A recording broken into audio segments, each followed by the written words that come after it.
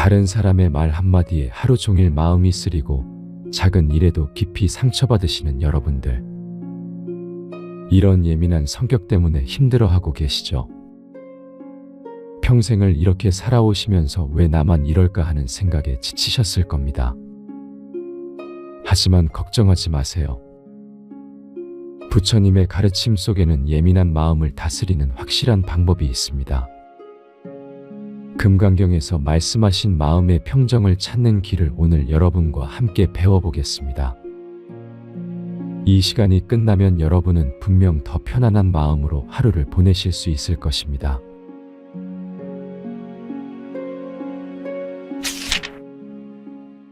예민한 사람은 이렇게 살아야 마음 편히 산다.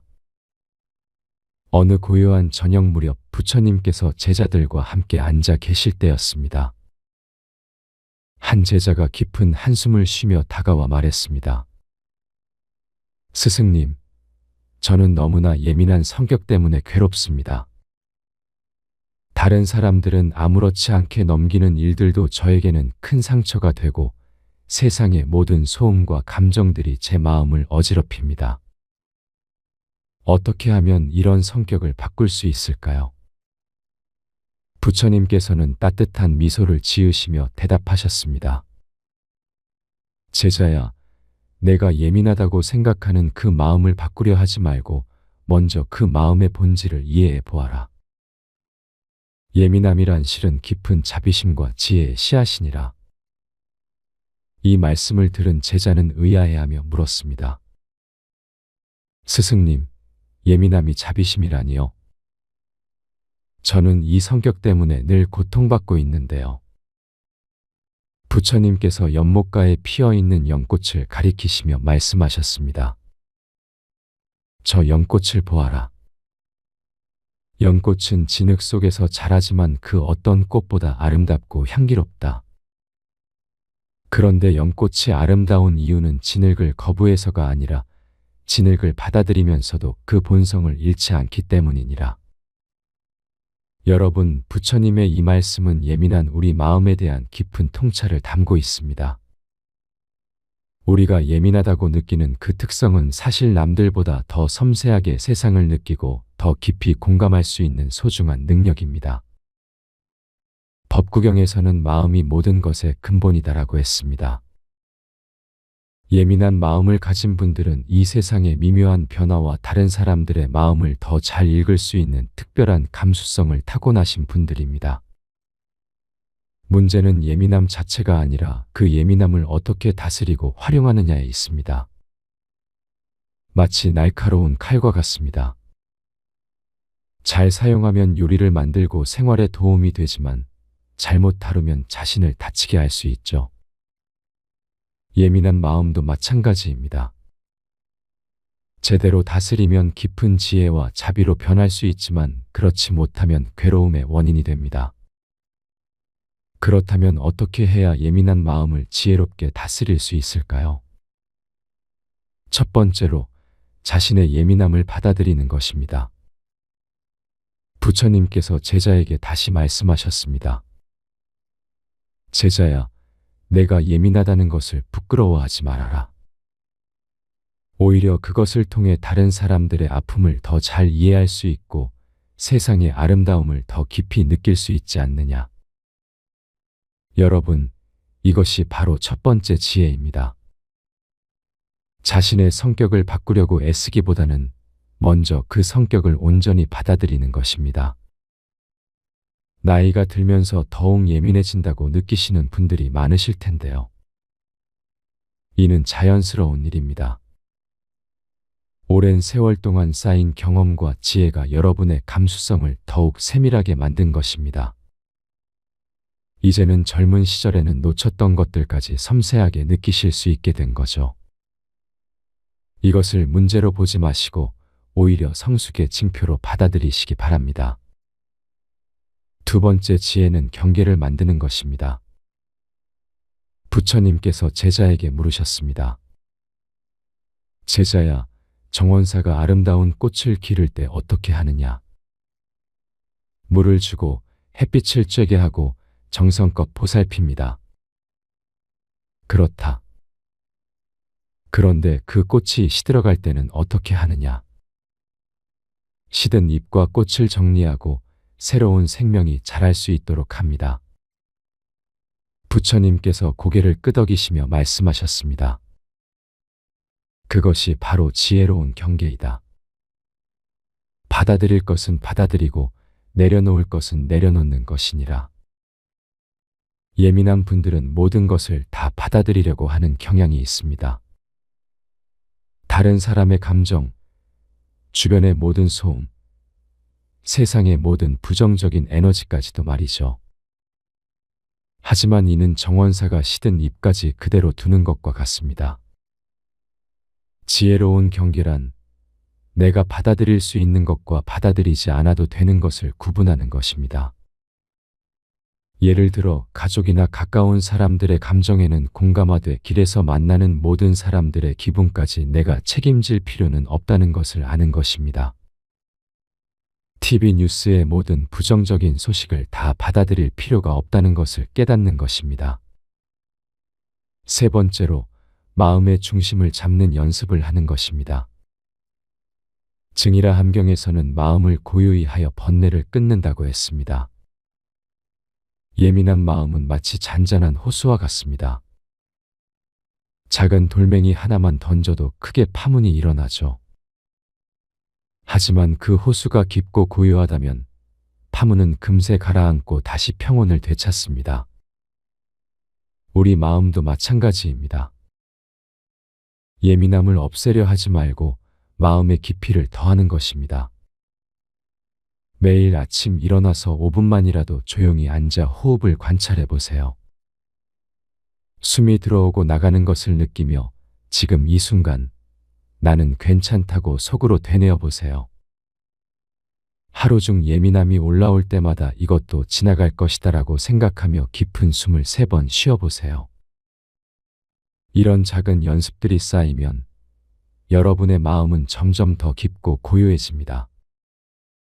네 번째로 예민함을 자비로 승화시키는 것입니다. 부처님께서 제자에게 마지막으로 말씀하셨습니다. 제자야, 내가 느끼는 그 예민함으로 다른 이들의 아픔을 헤아리고 그들에게 따뜻한 말 한마디를 건네보아라. 그때 내 예민함은 괴로움이 아닌 축복이 될 것이니라. 여러분의 예민함은 실은 다른 사람들을 더 잘 이해할 수 있는 특별한 능력입니다. 손자, 손녀가 기분이 안 좋을 때 다른 사람들보다 먼저 알아차리고 위로해 줄 수 있고 배우자의 마음이 힘들 때 섬세하게 배려해 줄 수 있습니다. 이웃이 어려움에 처했을 때도 민감하게 감지하고 도움의 손길을 내밀 수 있죠. 이렇게 예민함을 자비로 승화시킬 때 그것은 더 이상 괴로움이 아니라 축복이 됩니다. 다섯 번째로 긍정적인 에너지를 의식적으로 선택하는 것입니다. 법화경에서는 선한 친구와 함께하라고 했습니다. 예민한 분들은 부정적인 에너지에 더 쉽게 영향을 받지만 반대로 긍정적인 에너지에도 더 민감하게 반응합니다. 따라서 의식적으로 좋은 것들을 선택하는 것이 중요합니다. 아름다운 음악을 듣고 좋은 책을 읽고 마음이 편안해지는 사람들과 시간을 보내세요. 자연 속에서 시간을 보내는 것도 좋습니다. 나무들의 속삭임, 새들의 지저귐, 바람의 소리는 예민한 마음을 가장 자연스럽게 치유해 줍니다. 마지막으로 자신만의 안전한 공간을 만드는 것입니다. 집안에 작은 명상 공간을 만들거나 마음이 힘들 때 갈 수 있는 특별한 장소를 정해 두세요. 그곳에서는 아무도 여러분을 방해할 수 없고 오직 여러분만의 평화가 있습니다. 그 공간에서 차를 마시며 마음을 정리하고 하루를 돌아보며 감사한 일들을 떠올려 보세요. 여러분, 예민함은 저주가 아닙니다. 오히려 이 세상을 더 깊이 이해하고 다른 사람들과 더 깊은 유대를 맺을 수 있게 해주는 소중한 선물입니다. 나이가 들면서 더욱 예민해졌다고 느끼신다면 그것은 여러분이 더욱 지혜로워졌다는 증거입니다. 이제는 젊은 시절에는 느끼지 못했던 삶의 미묘한 아름다움까지 감지할 수 있게 된 것입니다. 예민한 성격을 바꾸려 하지 마시고 그것을 지혜롭게 다스려 보세요. 자신을 받아들이고 건강한 경계를 만들며 마음의 중심을 잡고 자비를 실천하며 긍정적인 것들을 선택하세요. 그러면 여러분의 예민함은 괴로움이 아닌 축복이 되어 여러분 자신은 물론 주변 사람들에게도 따뜻한 위로가 될 것입니다. 오늘도 여러분의 섬세하고 아름다운 마음이 평안하시기를 기원합니다. 노후에 걱정이 많은 사람들 특징. 어느 조용한 저녁, 한 제자가 부처님께 다가와 깊은 시름에 잠긴 채 말씀드렸습니다. 스승님, 저는 나이가 들수록 걱정이 끝이 없습니다. 건강은 어떻게 될지, 자식들은 잘 살고 있는지, 경제적으로는 괜찮을지 이런 생각들이 밤잠을 설치게 만듭니다. 부처님께서는 자비로운 미소를 지으시며 말씀하셨습니다. 제자야, 걱정이 많다는 것은 그만큼 많은 것을 사랑하고 있다는 뜻이기도 하다. 하지만 걱정이라는 것은 마치 그림자와 같아서 우리가 빛을 등지고 서 있을 때만 크게 보이는 법이니라. 이 말씀 속에는 깊은 지혜가 담겨 있습니다. 걱정이 많은 분들의 특징을 살펴보면 대부분 과거의 후회나 미래의 불안의 마음을 빼앗기고 계십니다. 마치 뿌리 깊은 나무가 바람에 흔들릴 때 가지와 잎사귀는 요동치지만 뿌리는 흔들리지 않는 것처럼 우리의 본래 마음은 평안한데 생각들만 흔들리고 있는 것입니다. 제자가 다시 물었습니다. 그렇다면 스승님, 어떻게 하면 이런 걱정들로부터 자유로워질 수 있을까요? 부처님께서는 손바닥 위에 올린 물 한 방울을 바라보시며 말씀하셨습니다. 제자야, 이 물방울을 보거라. 지금 당장은 투명하고 막지만 조금 있으면 증발하여 사라질 것이다. 걱정도 이와 같아서 생겨났다가 사라지는 것일 뿐 영원한 것은 아니니라. 법구경에서는 모든 것은 마음에서 일어나며 마음이 주인이고 마음이 만들어낸다고 말씀하고 있습니다. 이는 우리의 걱정 또한 마음이 만들어낸 것이라는 뜻입니다. 실제로 걱정이 많으신 분들을 자세히 살펴보면 몇 가지 공통된 특징이 있습니다. 첫째, 완벽을 추구하려는 마음이 강합니다. 모든 것을 통제하고 싶어 하시고 예상치 못한 일이 생기면 큰 불안감을 느끼십니다. 마치 정원사가 모든 꽃에 피고 지는 시기를 조절하려 하는 것과 같습니다. 둘째, 과거의 아픈 기억이나 실패 경험이 현재의 판단을 흐립니다. 옛날에 한번 실패했던 일이 또 일어날까 봐 전전긍긍하시죠. 이는 마치 한번 넘어진 길을 다시는 걷지 못하는 것과 같습니다. 셋째, 남들과 비교하는 마음이 큽니다. 다른 사람의 삶이 더 나아 보이고 내 인생은 뭔가 부족해 보입니다. 이는 자신만의 꽃밭을 가꾸면서도 남의 정원만 바라보는 것과 같습니다. 부처님께서는 이어서 말씀하셨습니다. 제자야, 농부를 보거라. 씨앗을 심은 후에는 물을 주고 정성껏 돌보지만 매일 땅을 파서 싹이 났는지 확인하지는 않는다. 때가 되면 자연스럽게 싹이 나고 자랄 것을 믿고 기다리는 법이다. 이 가르침에서 우리는 중요한 깨달음을 얻을 수 있습니다. 우리 인생의 많은 일들이 씨앗과 같아서 좋은 마음으로 정성껏 돌보되 결과에 대해서는 자연의 흐름에 맡겨야 한다는 것입니다. 걱정이 많으신 분들은 대체로 책임감이 강하고 가족을 사랑하는 마음이 큽니다. 하지만 그 사랑이 때로는 과도한 걱정으로 변하여 자신과 가족 모두를 힘들게 만들기도 합니다. 어느 날 제자가 또 물었습니다. 스승님, 그럼 아무것도 걱정하지 말라는 뜻인가요? 가족의 안위나 미래에 대해 전혀 생각하지 말라는 건가요? 부처님께서는 고개를 저으시며 말씀하셨습니다. 아니다, 제자야.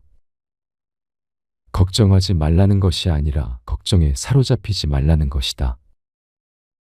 마치 강물이 흘러가는 것을 바라보되 강물에 떠내려가지는 않는 것처럼 말이다. 이 말씀의 의미를 좀 더 구체적으로 풀어보겠습니다. 건전한 관심과 염려는 필요합니다. 자식들의 안부를 묻고 건강을 챙기고 미래를 준비하는 것은 당연한 일입니다. 하지만 그 관심이 과도해져서 밤잠을 설치고 일상생활에 지장을 주고 현재의 행복을 빼앗는다면 그것은 독이 된 약과 같습니다. 금강경에서는 응무소주의 생기심이라 하여 어떤 것에도 머물지 말고 마음을 내라고 가르칩니다. 이는 걱정이 생겨도 그 걱정에 오래 머물지 말고 할 수 있는 최선을 다한 후에는 내려놓으라는 의미입니다. 그렇다면 구체적으로 어떻게 실천할 수 있을까요? 첫째, 하루에 한 번은 걱정 시간을 정해두세요. 예를 들어 저녁 식사 후 30분 동안은 마음껏 걱정하고 계획을 세우되 그 시간 외에는 걱정을 멈추는 연습을 하는 것입니다. 이는 마치 빨래를 정해진 시간에 하듯 걱정도 정해진 시간에만 하는 지혜입니다. 둘째, 지금 이 순간 할 수 있는 일에 집중하세요. 미래의 걱정보다는 오늘 할 수 있는 작은 실천에 마음을 모으는 것입니다. 건강이 걱정된다면 오늘 산책을 하고 자식이 걱정된다면 오늘 안부 전화를 드리는 것처럼 말입니다. 셋째, 감사한 마음을 기르세요.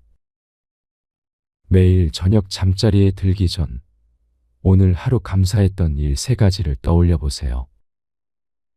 작은 것이라도 좋습니다. 따뜻한 차 한 잔, 이웃의 인사, 무사히 하루를 마친 것까지도 감사의 대상입니다. 부처님께서는 마지막으로 이렇게 말씀하셨습니다. 제자야, 연못에 물이 고요할 때 달빛이 온전히 비치듯 마음이 평온할 때 지혜가 제대로 드러나는 법이다.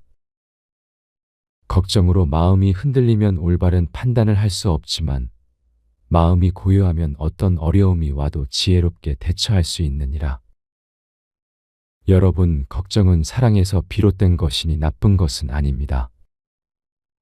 하지만 그 걱정이 여러분의 현재 행복을 빼앗는다면 그때는 내려놓을 때입니다. 마치 무거운 짐을 잠깐 내려놓고 숨을 고르듯 걱정도 때로는 내려놓고 마음을 쉬게 해주세요. 증이라 함경에서 말하듯 마음이 평안하면 몸도 평안하고 몸이 평안하면 삶도 평안해집니다. 오늘부터는 걱정보다는 평안을, 불안보다는 감사를, 두려움보다는 지혜를 선택해 보시기 바랍니다. 그 선택 하나하나가 모여 여러분의 노년을 더욱 아름답고 평화롭게 만들어갈 것입니다. 예민한 사람은 이렇게 살아야 마음 편히 산다. 어느 고요한 저녁 무렵 부처님께서 제자들과 함께 앉아 계실 때였습니다. 한 제자가 깊은 한숨을 쉬며 다가와 말했습니다.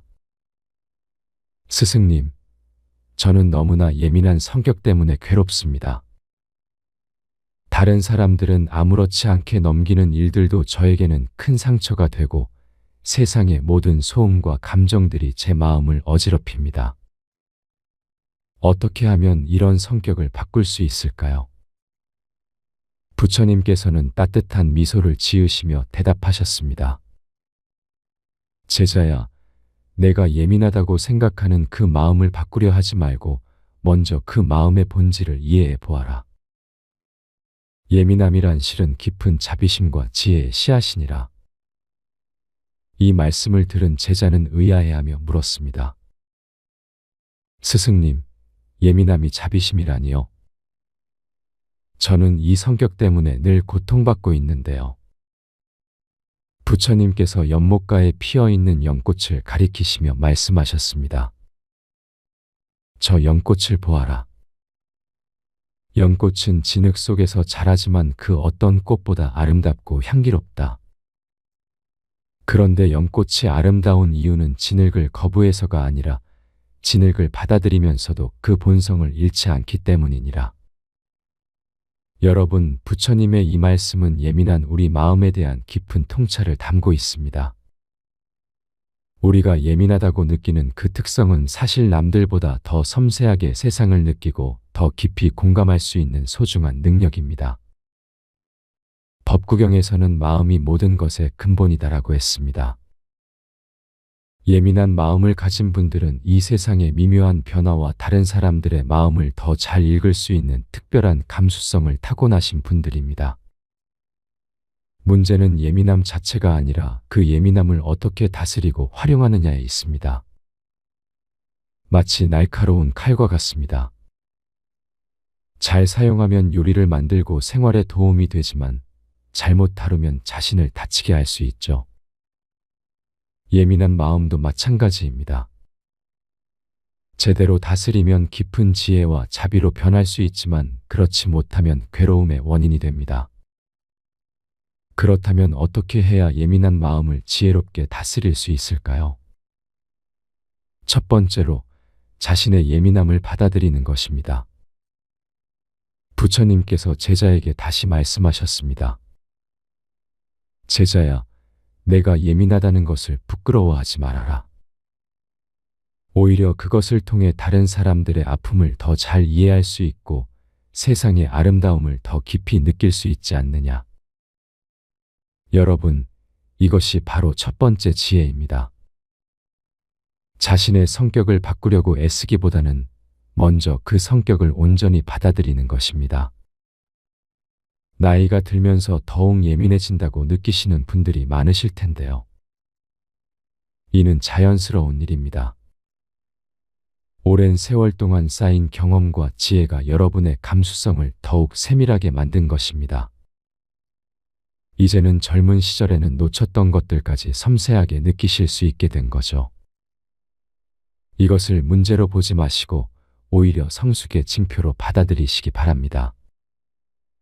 두 번째 지혜는 경계를 만드는 것입니다. 부처님께서 제자에게 물으셨습니다. 제자야, 정원사가 아름다운 꽃을 기를 때 어떻게 하느냐? 물을 주고 햇빛을 쬐게 하고 정성껏 보살핍니다. 그렇다.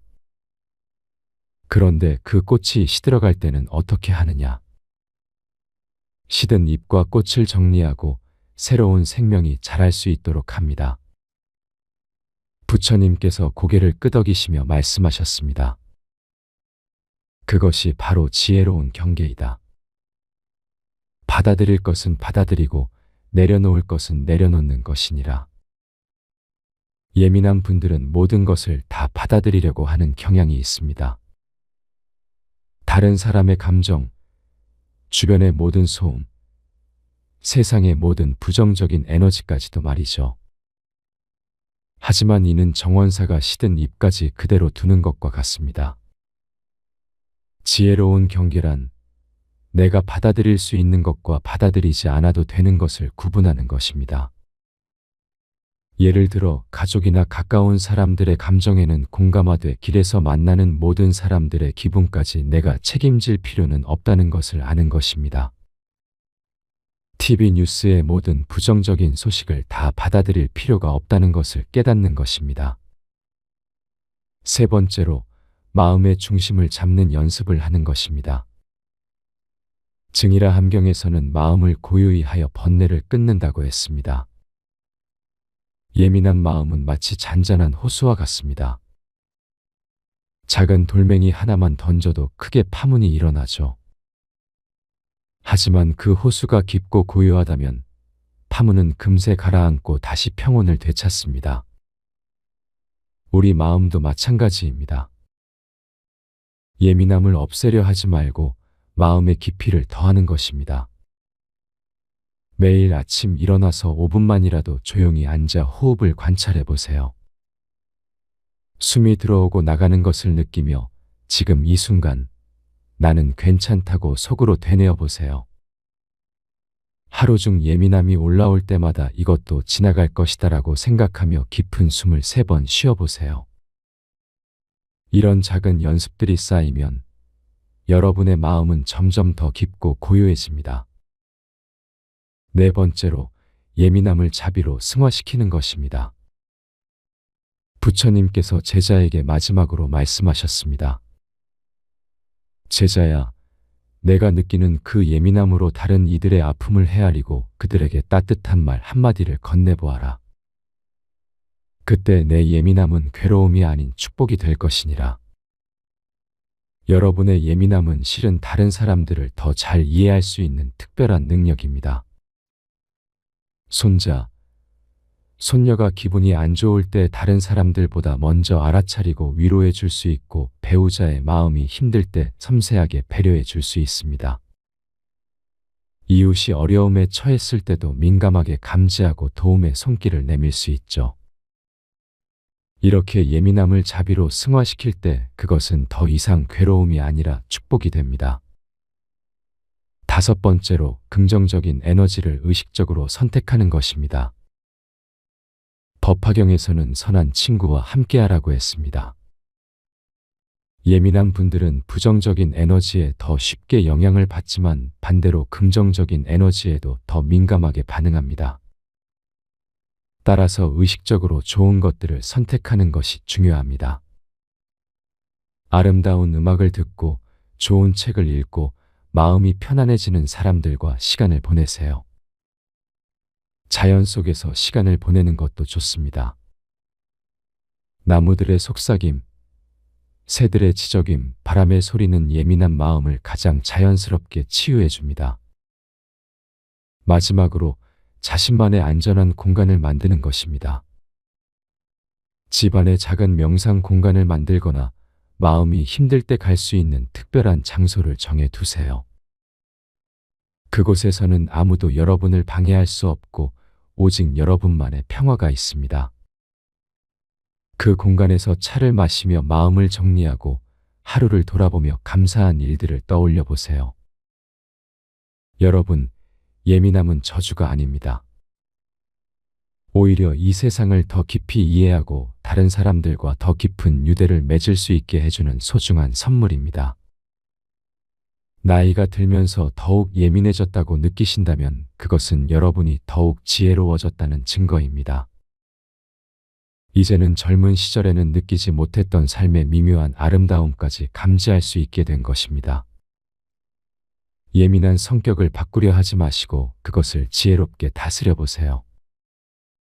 자신을 받아들이고 건강한 경계를 만들며 마음의 중심을 잡고 자비를 실천하며 긍정적인 것들을 선택하세요. 그러면 여러분의 예민함은 괴로움이 아닌 축복이 되어 여러분 자신은 물론 주변 사람들에게도 따뜻한 위로가 될 것입니다. 오늘도 여러분의 섬세하고 아름다운 마음이 평안하시기를 기원합니다. 노후에 걱정이 많은 사람들 특징. 어느 조용한 저녁, 한 제자가 부처님께 다가와 깊은 시름에 잠긴 채 말씀드렸습니다. 스승님, 저는 나이가 들수록 걱정이 끝이 없습니다. 건강은 어떻게 될지, 자식들은 잘 살고 있는지, 경제적으로는 괜찮을지 이런 생각들이 밤잠을 설치게 만듭니다.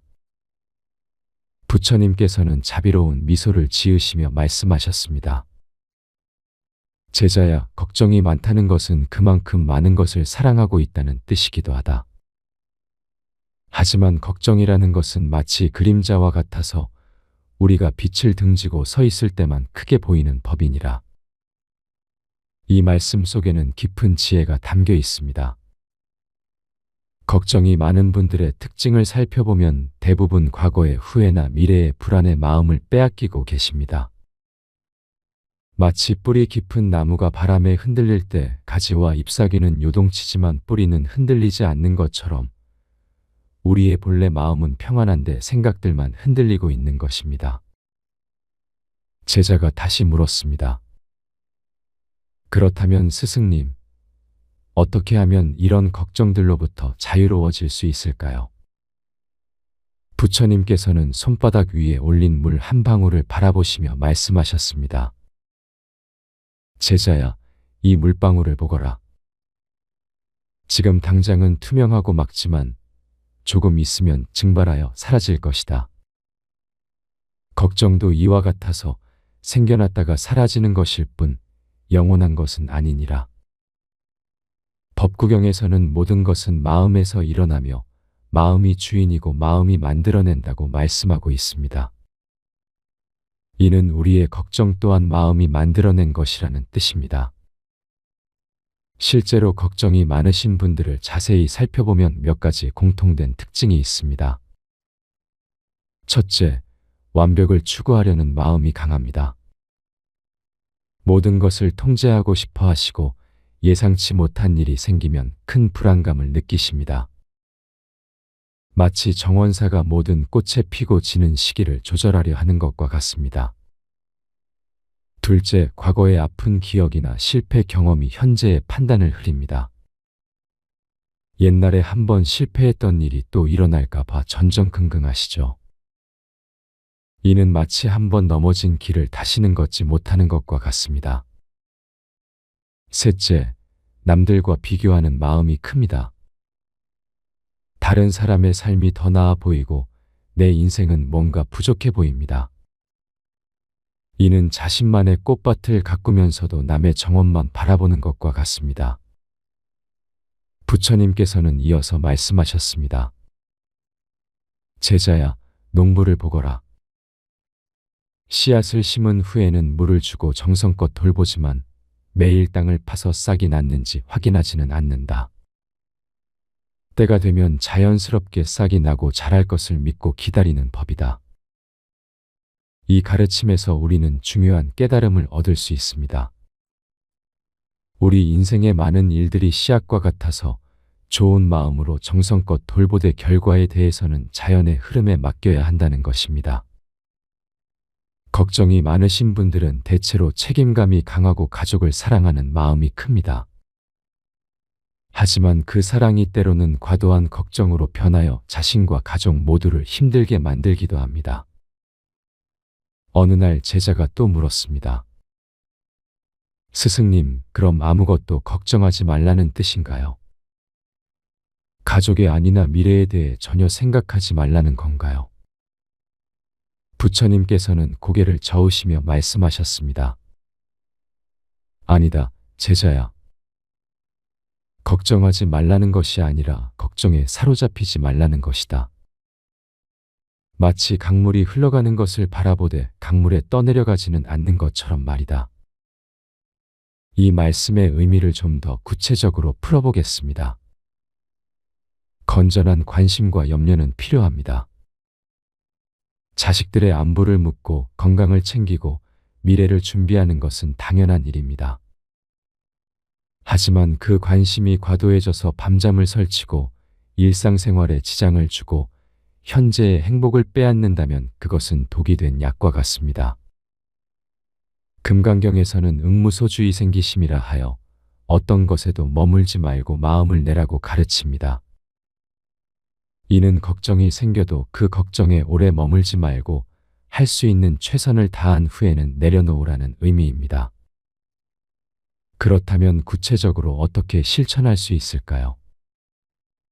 첫째, 하루에 한 번은 걱정 시간을 정해두세요. 예를 들어 저녁 식사 후 30분 동안은 마음껏 걱정하고 계획을 세우되 그 시간 외에는 걱정을 멈추는 연습을 하는 것입니다. 이는 마치 빨래를 정해진 시간에 하듯 걱정도 정해진 시간에만 하는 지혜입니다. 둘째, 지금 이 순간 할 수 있는 일에 집중하세요. 미래의 걱정보다는 오늘 할 수 있는 작은 실천에 마음을 모으는 것입니다. 건강이 걱정된다면 오늘 산책을 하고 자식이 걱정된다면 오늘 안부 전화를 드리는 것처럼 말입니다. 셋째, 감사한 마음을 기르세요. 매일 저녁 잠자리에 들기 전 오늘 하루 감사했던 일 3가지를 떠올려 보세요. 작은 것이라도 좋습니다. 따뜻한 차 한 잔, 이웃의 인사, 무사히 하루를 마친 것까지도 감사의 대상입니다. 부처님께서는 마지막으로 이렇게 말씀하셨습니다. 제자야, 연못에 물이 고요할 때 달빛이 온전히 비치듯 마음이 평온할 때 지혜가 제대로 드러나는 법이다. 걱정으로 마음이 흔들리면 올바른 판단을 할 수 없지만 마음이 고요하면 어떤 어려움이 와도 지혜롭게 대처할 수 있느니라. 여러분, 걱정은 사랑에서 비롯된 것이니 나쁜 것은 아닙니다. 하지만 그 걱정이 여러분의 현재 행복을 빼앗는다면 그때는 내려놓을 때입니다. 마치 무거운 짐을 잠깐 내려놓고 숨을 고르듯 걱정도 때로는 내려놓고 마음을 쉬게 해주세요. 증이라 함경에서 말하듯 마음이 평안하면 몸도 평안하고 몸이 평안하면 삶도 평안해집니다. 오늘부터는 걱정보다는 평안을, 불안보다는 감사를, 두려움보다는 지혜를 선택해 보시기 바랍니다. 그 선택 하나하나가 모여 여러분의 노년을 더욱 아름답고 평화롭게 만들어갈 것입니다. 예민한 사람은 이렇게 살아야 마음 편히 산다. 어느 고요한 저녁 무렵 부처님께서 제자들과 함께 앉아 계실 때였습니다. 한 제자가 깊은 한숨을 쉬며 다가와 말했습니다. 스승님, 저는 너무나 예민한 성격 때문에 괴롭습니다.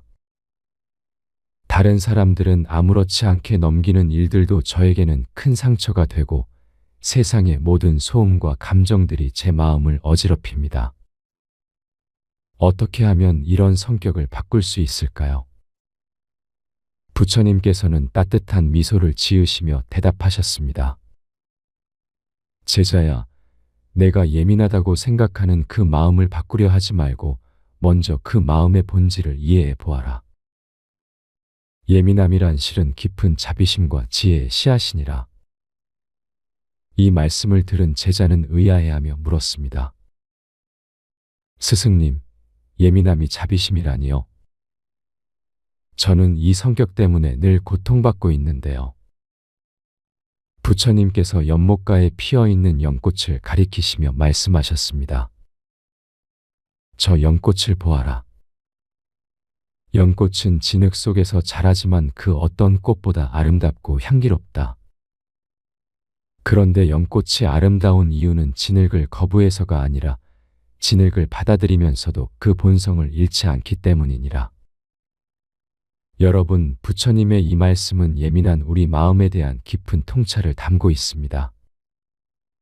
우리가 예민하다고 느끼는 그 특성은 사실 남들보다 더 섬세하게 세상을 느끼고 더 깊이 공감할 수 있는 소중한 능력입니다. 법구경에서는 마음이 모든 것의 근본이다라고 했습니다. 예민한 마음을 가진 분들은 이 세상의 미묘한 변화와 다른 사람들의 마음을 더 잘 읽을 수 있는 특별한 감수성을 타고나신 분들입니다.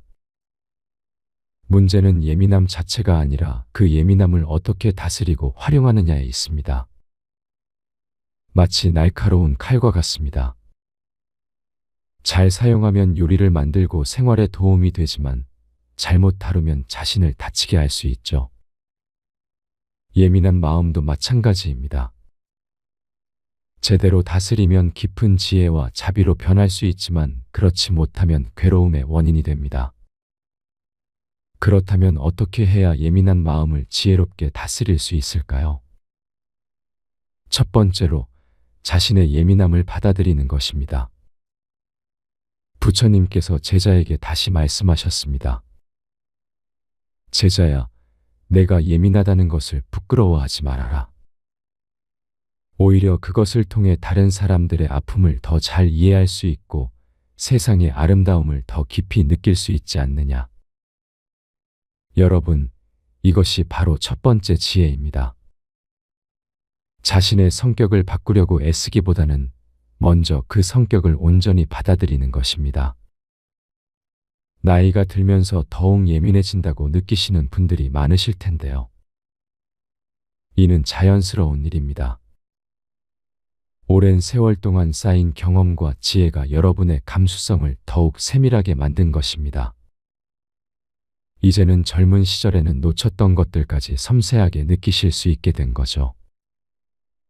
이것을 문제로 보지 마시고 오히려 성숙의 징표로 받아들이시기 바랍니다. 두 번째 지혜는 경계를 만드는 것입니다. 부처님께서 제자에게 물으셨습니다. 제자야, 정원사가 아름다운 꽃을 기를 때 어떻게 하느냐? 물을 주고 햇빛을 쬐게 하고 정성껏 보살핍니다.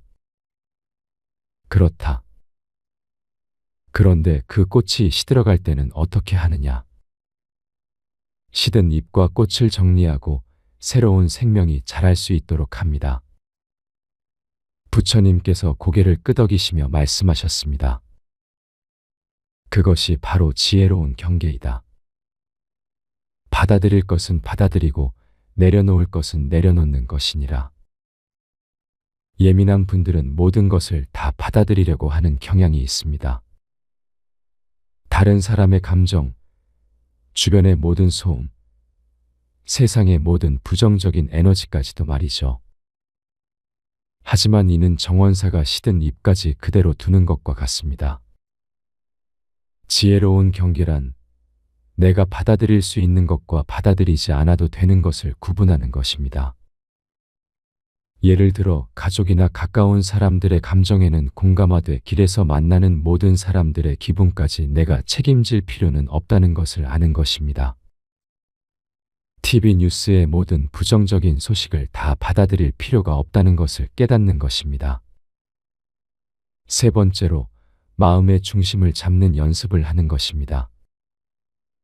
증이라 함경에서는 마음을 고요히 하여 번뇌를 끊는다고 했습니다. 예민한 마음은 마치 잔잔한 호수와 같습니다. 작은 돌멩이 하나만 던져도 크게 파문이 일어나죠. 하지만 그 호수가 깊고 고요하다면 파문은 금세 가라앉고 다시 평온을 되찾습니다.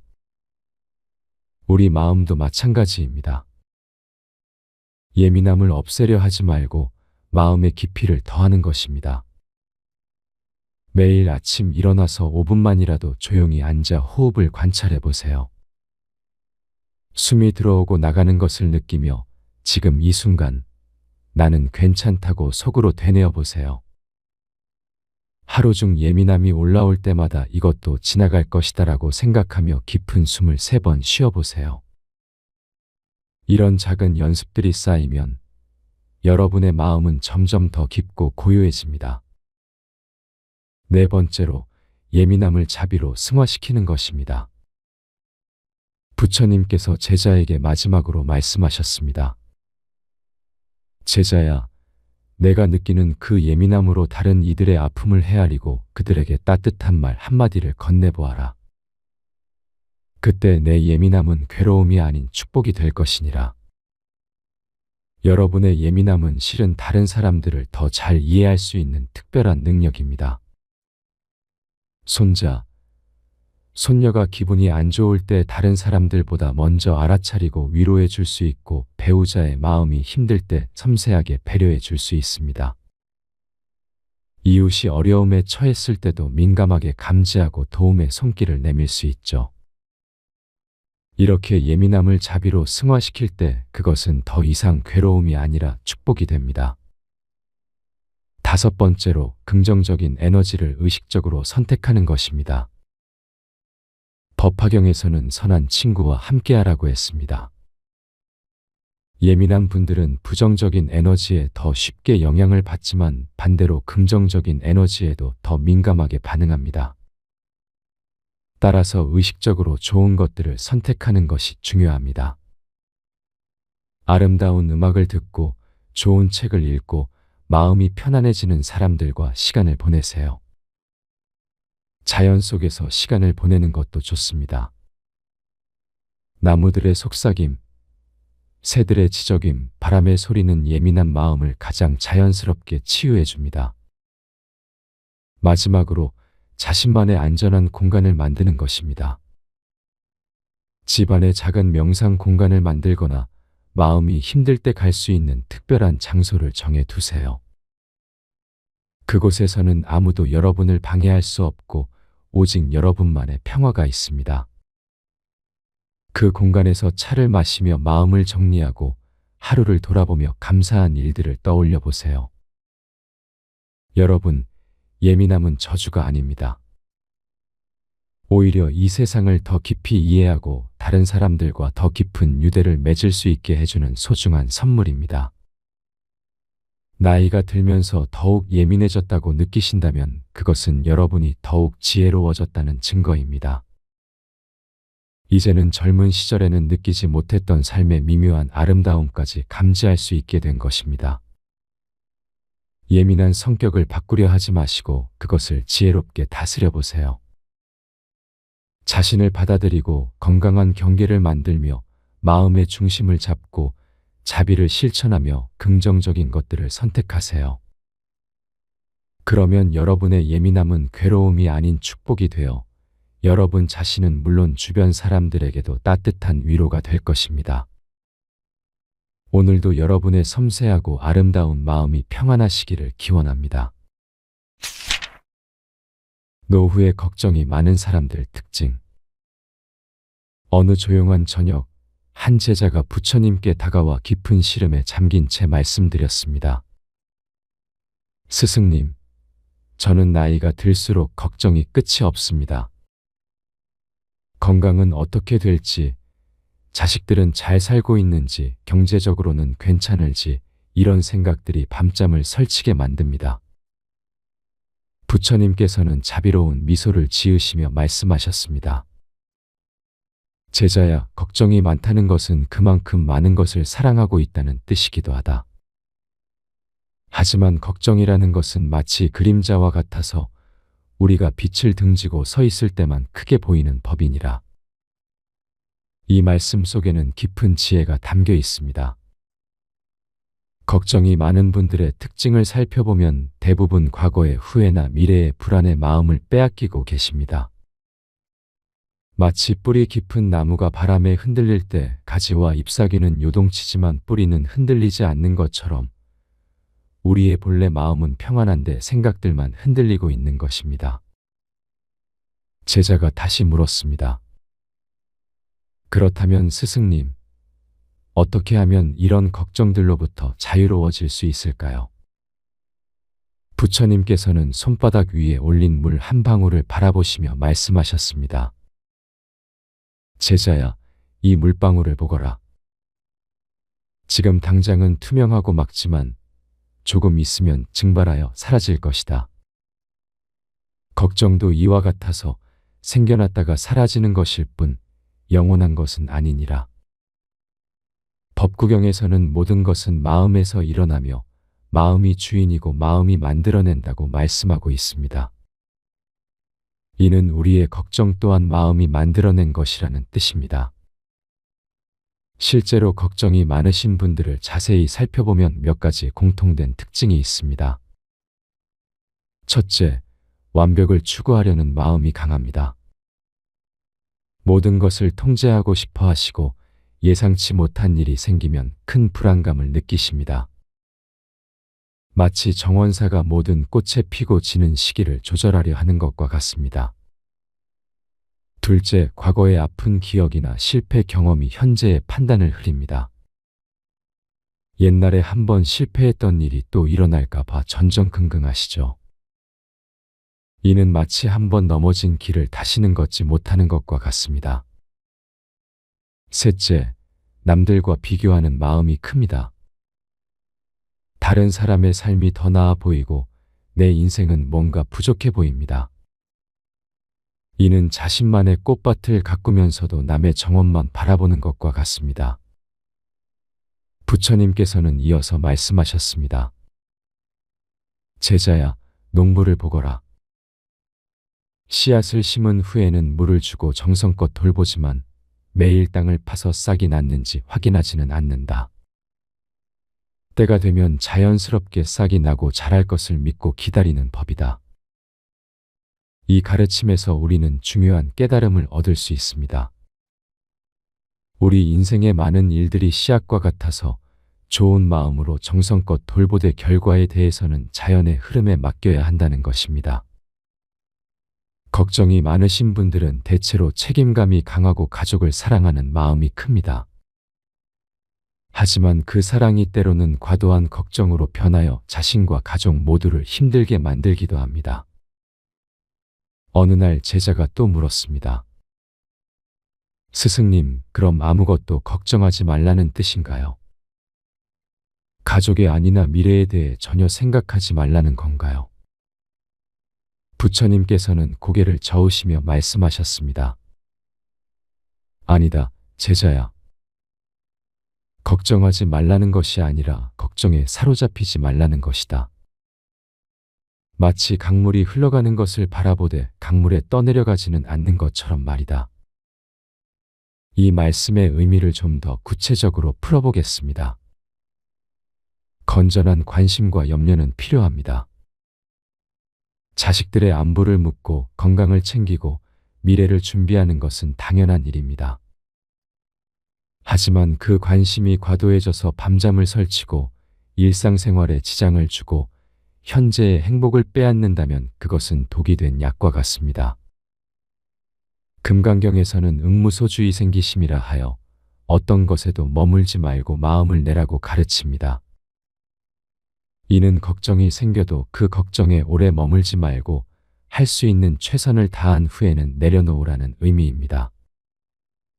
그렇다면 구체적으로 어떻게 실천할 수 있을까요? 첫째, 하루에 한 번은 걱정 시간을 정해두세요. 예를 들어 저녁 식사 후 30분 동안은 마음껏 걱정하고 계획을 세우되 그 시간 외에는 걱정을 멈추는 연습을 하는 것입니다. 이는 마치 빨래를 정해진 시간에 하듯 걱정도 정해진 시간에만 하는 지혜입니다. 둘째, 지금 이 순간 할 수 있는 일에 집중하세요.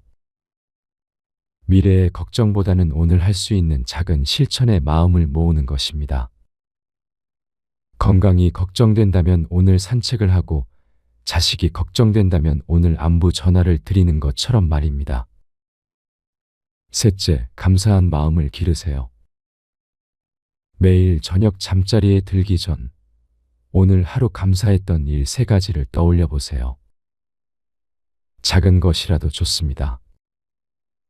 따뜻한 차 한 잔, 이웃의 인사, 무사히 하루를 마친 것까지도 감사의 대상입니다. 부처님께서는 마지막으로 이렇게 말씀하셨습니다.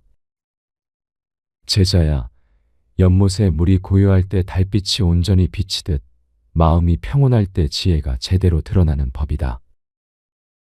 걱정으로 마음이 흔들리면 올바른 판단을 할 수 없지만 마음이 고요하면 어떤 어려움이 와도 지혜롭게 대처할 수 있느니라. 여러분, 걱정은 사랑에서 비롯된 것이니 나쁜 것은 아닙니다. 하지만 그 걱정이 여러분의 현재 행복을 빼앗는다면 그때는 내려놓을 때입니다. 마치 무거운 짐을 잠깐 내려놓고 숨을 고르듯 걱정도 때로는 내려놓고 마음을 쉬게 해주세요. 증이라 함경에서 말하듯 마음이 평안하면 몸도 평안하고 몸이 평안하면 삶도 평안해집니다. 오늘부터는 걱정보다는 평안을, 불안보다는 감사를, 두려움보다는 지혜를 선택해 보시기 바랍니다. 그 선택 하나하나가 모여 여러분의 노년을 더욱 아름답고 평화롭게 만들어 갈 것입니다.